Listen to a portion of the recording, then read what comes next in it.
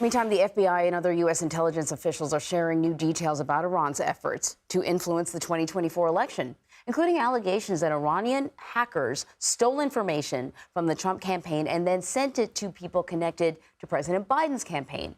A former Biden campaign official tells CBS News the unsolicited material was never used, and federal officials say there's no evidence that the recipients of the stolen material even responded. So for more on this, I'm joined by Chris Krebs. He's the former director of the Department of Homeland Security, Cybersecurity and Infrastructure Security Agency, known as CISA, and a CBS News cybersecurity expert and analyst. He's currently serving as the Chief Intelligence and Public Policy Officer for the cybersecurity company SentinelOne.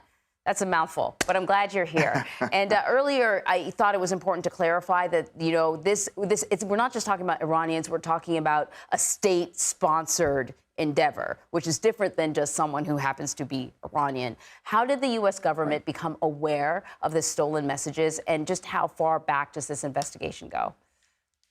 Well, let's start with that second question. The investigation seems to have begun back in June, so keeping in mind that that was when President Biden was still in the race. How they found out, I think, is still unclear. There are two leading theories. The first is that, well, the Biden campaign notified the FBI, which is what we would encourage as a best practice when any organization, a political campaign or otherwise, receives information or outreach from a foreign intelligence operative. You want to let law enforcement know. The second theory is that the FBI, when they initially became aware of the Robert individual who was sending this stolen information from the Trump campaign to media outlets, when they got information on his AOL account, they were then potentially able to see some of the people that he reached out to, and in that he could have seen a Biden contact or a staffer in that distribution. Now, it's important that maybe these staffers, maybe these emails went to the spam folder. Maybe they, in a flood of emails, they never even opened them. So it's not clear exactly how or if at all the information was even viewed by the Biden campaign. I don't expect Iran is responding to these accusations at all. Well, they've responded in the past, and they've said, of course, this is nonsense, which is the standard response from authoritarian states when they get involved in elections. Russia is a pro at this, China as well. The U.S. Deputy Attorney General Lisa Monaco discussed these findings at the Aspen Cyber Summit yesterday. And one of the things that we've been hearing recently is that there are a number of actors attempting to influence the U.S. presidential election, a number of other countries. I want to play a little sound. Let me be very, very clear. We are not underestimating the lengths to which Iran will go to influence this campaign. They are pushing out false personas, fake personas, pushing out propaganda, and using, frankly, the Gaza conflict as almost kerosene to stoke divisions. It's funny, Chris, somebody just sent me what looks very much like a news report that I am delivering.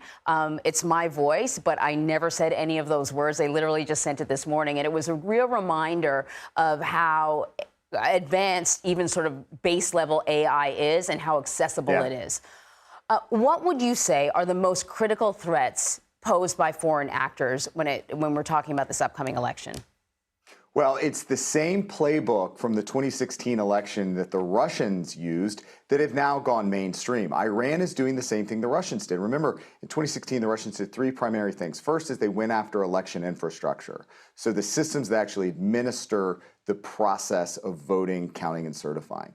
The second is they're going after political campaigns. Now, keep in mind that I would suspect that Iran and Russia and China as well are probably trying to get inside now the Harris campaign just for intelligence purposes. And then lastly, this broader disinformation, information psychological operation to affect the minds of the American voter, to cause chaos. So it's really this full spectrum attack that we're seeing, and it's not just Russia, it's not just Iran, China's involved, as well as a number of other actors. And so it's really important that American voters turn to trusted officials on elections in particular. Go to your state and local election official to find out what the facts are on the election in the process. Yeah, that's a great reminder. Chris Krebs, thank you so much. Thank you.